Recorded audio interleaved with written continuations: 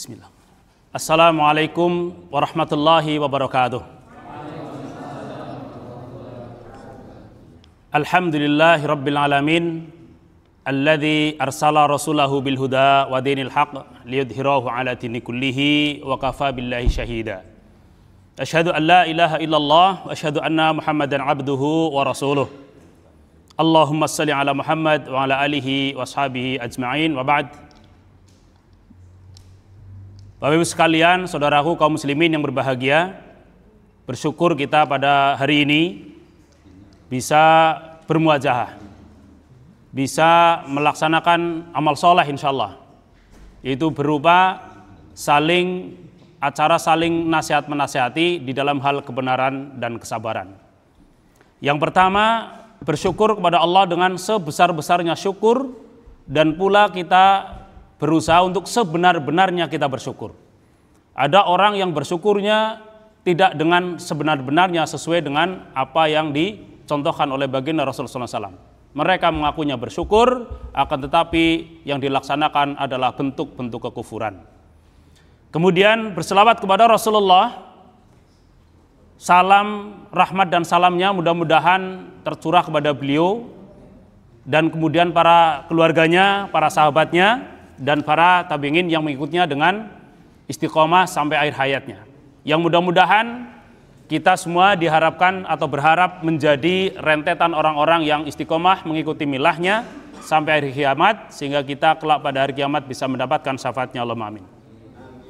Saudaraku kaum muslimin, Bapak Ibu yang berbahagia, pada kesempatan ini beberapa waktu ke depan saya akan menyampaikan satu bentuk kultum ataupun tawasiyah dengan tema cara mengimani Rasulullah SAW. Bapak Ibu sekalian, diawali daripada sabda Rasulullah SAW yang diriwayatkan dari Abu Malik Al-Asy'ari. Beliau mengatakan, qala Rasulullah sallallahu alaihi wasallam, kullu nasi yaghdu fabai'u nafsahu famu'tiquha aw mubiquha. Bahwa setiap orang atau setiap manusia itu pada tiap harinya dia bertaruh. Dia mempertaruhkan dirinya, menjual dirinya. Apakah dia di dalam perjualannya itu akan bisa memerdekakan dirinya, membebaskan dirinya dari neraka, atau justru hari-harinya yang dia perjualbelikan itu akan menjerumuskan kepada kebinasaan pada dirinya. Untuk ini, maka pada kesempatan ini kita mengajak agar bagaimana kita bisa menjadi orang yang mampu membebaskan diri kita dari kesalahan-kesalahan, dari kejahatan-kejahatan, dari neraka yang sudah kita ketahui bagaimana dahsyat dan pedihnya siksaan Allah itu yang ada di neraka. Bapak Ibu sekalian, para hadir, saudaraku yang berbahagia, kita ambilkan salah satu daripada firman Allah Subhanahu wa taala yang dimaktub di dalam surat Al-A'raf pada ayat yang 157. A'udzubillahi minasyaitonirrajim. Bismillahirrahmanirrahim.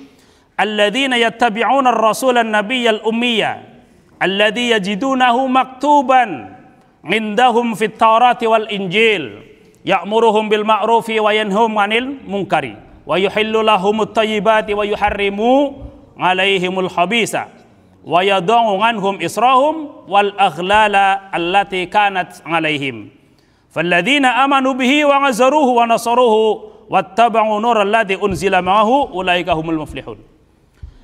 Bapak sekalian, bahwa kita dalam rangka ingin membebaskan diri kita dari kebinasaan dalam hari-hari kita, maka tidak lain kita menunaikan, mengoperasikan bagaimana cara mengimani kepada Rasul sallallahu alaihi wasallam. Di antara 6 rukun iman yang kita imani, yang wajib kita imani, diantaranya adalah beriman kepada Rasulullah SAW dan Rasul-Rasul yang lainnya.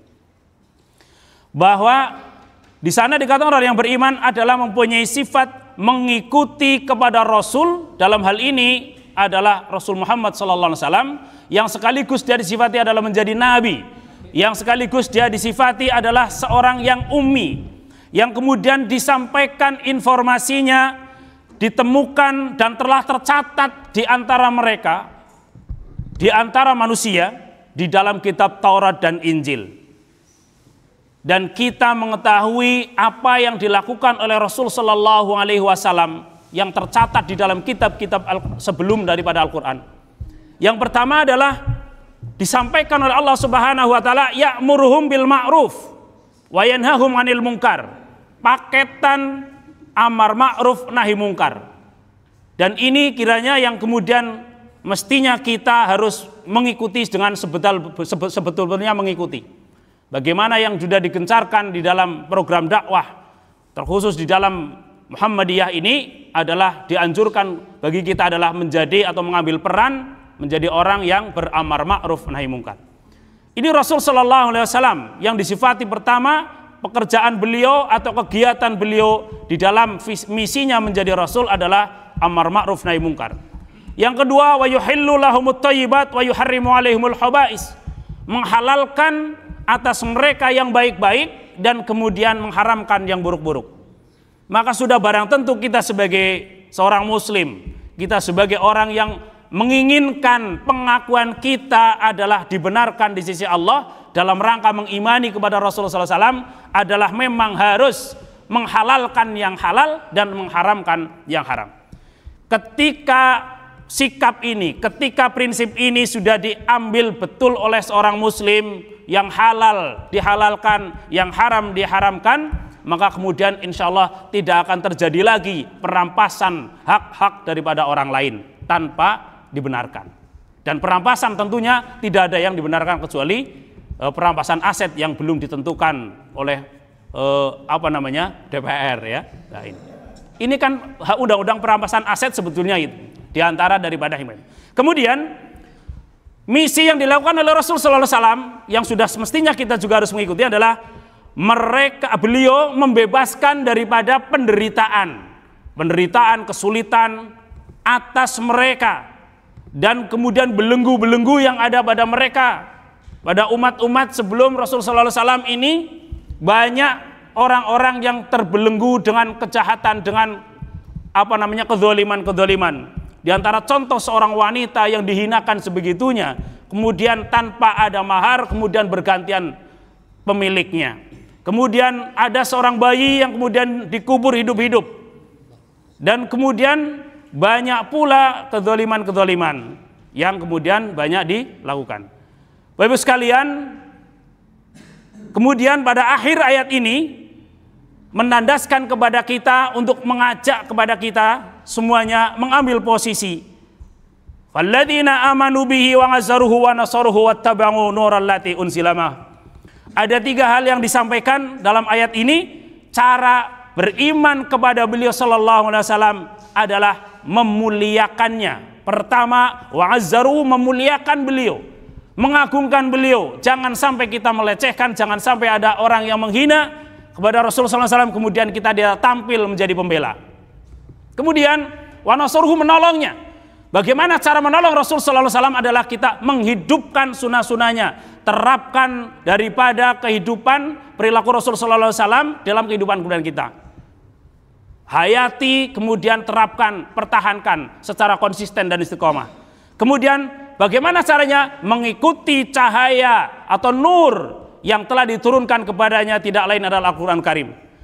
Bapak sekalian, saudaraku kaum muslimin yang berbahagia, ini yang mestinya kita harus mengambil sikap menjadi misi, melaksanakan misi daripada dakwah ini, ya memang setidaknya harus mengacu kepada apa yang Nabi Sallallahu Alaihi Wasallam telah dilakukan, dan ini dilegitimasi oleh Allah Subhanahu Wa Taala karena diceritakan di dalam Al-Quranul Karim. Dan mereka orang-orang yang mengikuti yang sedemikian itu adalah termasuk orang-orang yang beruntung. Demikian, mudah-mudahan kita semuanya bisa berperan menjadi apa atau seperti apa yang telah Rasul Sallallahu Alaihi Wasallam telah lakukan, karena kita merasa hari ini dan kepengin menjadi pewaris beliau, berarti mendakwahkan Islam sesuai dengan apa yang Nabi Muhammad Sallallahu Alaihi Wasallam telah lakukan. Barakallahu fikum. Saya akhiri, kesalahan mohon dimaafkan. Assalamualaikum warahmatullahi wabarakatuh.